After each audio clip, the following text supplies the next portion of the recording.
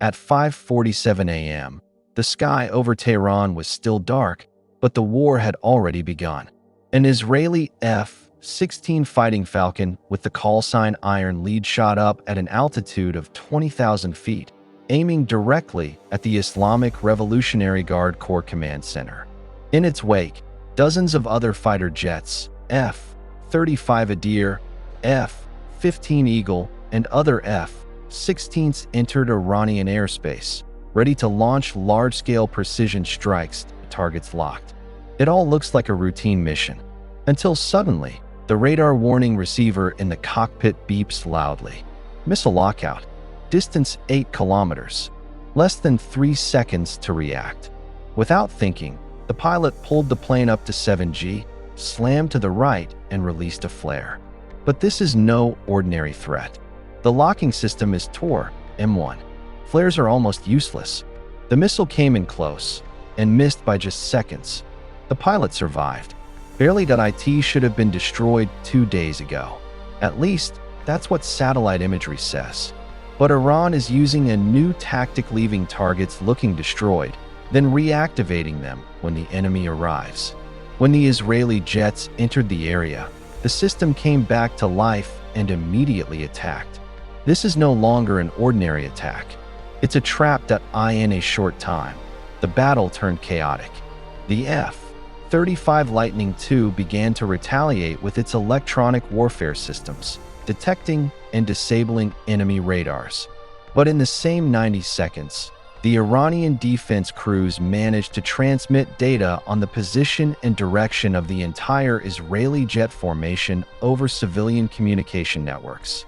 Now, the whole town knows they're coming. In the midst of the chaos, a new threat emerged. A missile launcher is visible under a thick layer of smoke. Gadr 110, long-range ballistic missiles capable of reaching Israeli territory. If launched, the impact could be enormous. The time it takes to be ready to fire is less than 30 minutes. Iron lead pilots are faced with an impossible choice: complete the initial mission or destroy a much larger threat. He chose to turn. The old target is abandoned. Ballistic missiles are a priority. Inside the single-seat cockpit, he had to manually reprogram the 2,000-pound bomb, all the while controlling the plane, avoiding new threats, and listening in on communications from dozens of other jets simultaneously. Incredible pressure. A small mistake can be fatal. Finally, the bomb was dropped. Through a narrow path, right in the direction of the launcher. A huge explosion occurred. The fire is soaring. The drone's screen momentarily filled with white light. When the image returns, all that remains is a crater. Missiles aimed at Israel have been destroyed, but the threat is not over. When returning to the path of attack, something appeared from an unexpected place. Roof of the building. An operator with a shoulder launcher. Iranian version of the QW-18 missile. Without radar. Without advance warning. Suddenly, a missile is launched. Only 3 seconds to react. Sensors detect the flame of the rocket. The pilot immediately pulled hard. Releasing the flare, the view began to blur due to the extreme G-force. The missile approached at high speed, then exploded behind the plane. Too close, but still survived. With fuel running low, there's only one last chance. The pilot changed the angle of approach, dived sharply from different directions. He knows the position of the threat on the roof. The exposure time is only a few seconds. It is not enough for the operator below to relock. 2 bombs were released in quick succession. Penetrate the building. Seconds later, an explosion destroyed the command center. The building collapsed from the inside. Operations in the area were completely paralyzed. In the sky, dozens of jets began to reverse direction. Mission almost complete. Multiple targets destroyed. But the price paid is extreme pressure, decisions in seconds, and lives that continue to be on the edge of danger. In modern warfare, victory is not always determined by force, but by who can make the most informed decisions in the shortest amount of time. The sky over Tehran slowly began to change color. The light of dawn broke through the thick layer of smoke still hanging in the air, a remnant of the explosion after explosion that occurred since a few hours earlier. From a height, the city looks like a sea of coals. Dots of fire burn between the shadows of damaged buildings and rubble-strewn streets. Iron Lead did not have time to enjoy the sight. Its fuel indicator continues to fall. Every second in the air is now no longer about attacking, but about surviving and going home. However, as is often the case in operations of this magnitude, things have not really calmed down. The tactical frequency.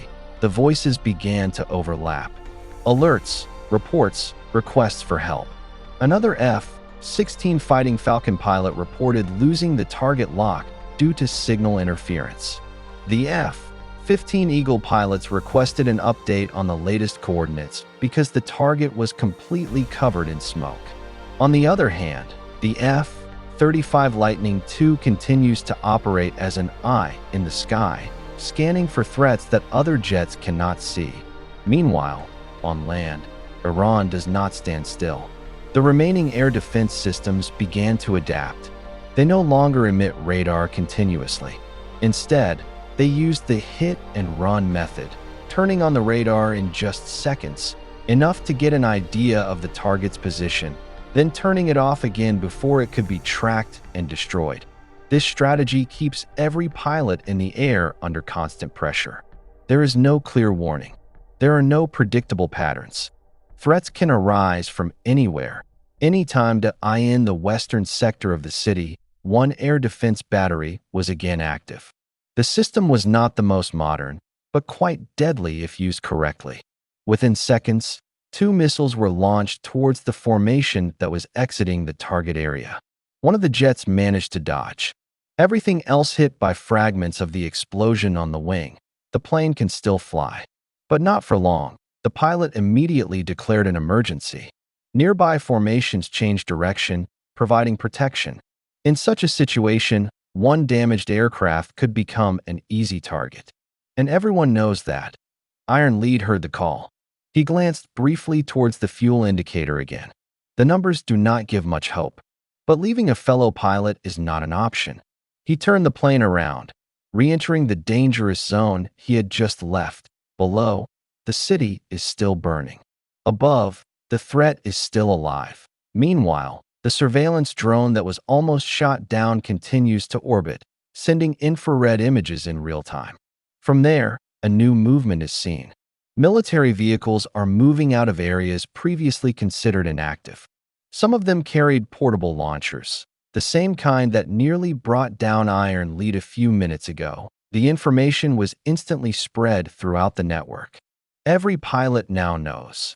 Threats come not only from large systems, but also from individuals on rooftops, in narrow streets, in invisible corners of the city. In the air, the pilot whose plane was damaged began to lose altitude. The hydraulic system does not respond well. Every move feels heavy. He knew that if he didn't come out now, the possibility of going home would be completely lost. Evacuation coordinates are specified. The exit is open. But the thing is, the line passes through an area that is still active with a threat. Iron Lead took up position on the port side of the damaged aircraft. Another jet closes the starboard side. They formed a simple protection, trying to block a possible attack from the ground. And sure enough, a small flash was visible from one of the buildings. Launch. Iron Lead reacts instantly. He swooped down slightly, attracting the missile's attention. Flares were fired repeatedly. Hard maneuvers are performed to change the heat path of the engine. The missile followed, then missed the target and exploded in midair. A few seconds that felt like forever. The damaged aircraft successfully passed through the zone. Altitude stabilizes. Hope re-emerged. Behind them, the Tehran sky slowly began to quiet down. One by one, the fighter jets exited the region, returning westward. The main mission has been completed, but the story of that day will not end. In the command center, the data began to enter. Initial analysis showed many targets were successfully destroyed. Military infrastructure is disrupted. Communication systems are paralyzed in some sectors. But it is also clear, Iran's defenses did not collapse completely. They adapt. They learn, and they are still able to resist. Iron Lead is finally out of the danger zone. In front of him, the sky began to clear. No more heavy smoke. No more explosions. Only the morning sky slowly calmed down again, as if nothing had ever happened. Inside the cockpit, however, his breathing was still heavy. The hand still grasps the control tightly. Adrenaline has not completely disappeared that he wasn't just on a mission that day that he survived. And in a war like this, sometimes, that alone is enough. Because behind every precision strike, every advanced technology, and every elaborate military strategy, there remains one thing that never changes. A human being, inside a cramped cockpit, makes a decision in seconds that could determine life and death. And in that smoke-filled sky, those decisions write history. But even when Iron Lead and formations began to leave the territory of Tehran, the war was not really over. It simply switched phases at cruising altitude. The mood on the radio began to change. No longer full of warning shouts, but replaced by quick, cool, and measured reports. Each pilot conveys a status: fuel, ammunition, damage, and position. This is the phase where chaos is turned into data, and the data will determine the next step. The plane that had been damaged was now in the middle of the escort formation. The speed is limited. Every maneuver must be smooth so that the already splintered wing structure does not get worse. Under him, Iran's territory is still vast and not entirely secured at the command center. Analysts begin to draw up the big picture. They saw not only the destroyed targets, but also the pattern of Iran's response. How they turned on the radar just a few seconds. How they used civil networks to disseminate information. And most worryingly, how a small unit in the field could pose a real threat to modern fighter jets in the air. One of the F-35 Lightning II still lasted longer than the other. The job's not done yet. It continuously monitors electronic emissions, making sure no new radars are active or sudden threats can catch up to the outgoing formation that a few hundred kilometers from there. Air tankers are already waiting. This is the last line of life. Without additional fuel, not all jets will make it home. One by one, planes began lining up for mid-air replenishment, a seemingly simple process, but in conditions of fatigue and high pressure, any mistake could be fatal. Iron Lead finally reached the tanker. He stabilized the plane, approaching slowly. Fuel probes connect. Within a few minutes, the numbers in the indicator began to rise. For the first time since entering enemy territory, there was little room to breathe. But his thoughts did not stop. It recalls every second above the target. A defense system that comes to life. Ballistic missiles are almost launched. The operator on the roof, who almost dropped it. None of that was a coincidence. It was a sign that the opponents faced were not just defending, but learning quickly. And that means the next mission will not be easier. On the other side of the region, remnants of Iran's defenses began to consolidate. The unit is moving location. Launcher moved. The radar is hidden. They know the attack could come again at any time. And this time, they will be better prepared. Back in the air, the Israeli formation is now split into several smaller groups to reduce the risk.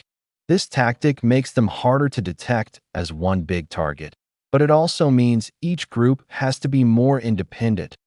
Iron Lead was in one of the last groups to come out of the region.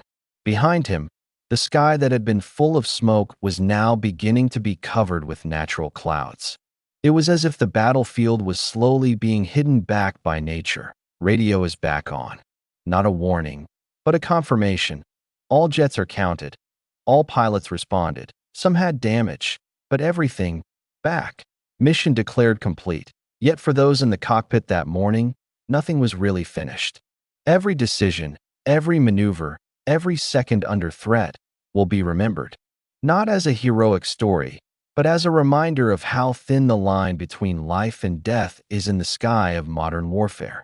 And behind all the advanced technologies, the F-16 Fighting Falcon, the F-35 Lightning II, radar systems, precision missiles, there remains one factor that no machine can replace: Human decision. Decision in seconds. A decision that cannot be repeated. The sky is calm again. But for those who were there that morning, the sky will never be the same again.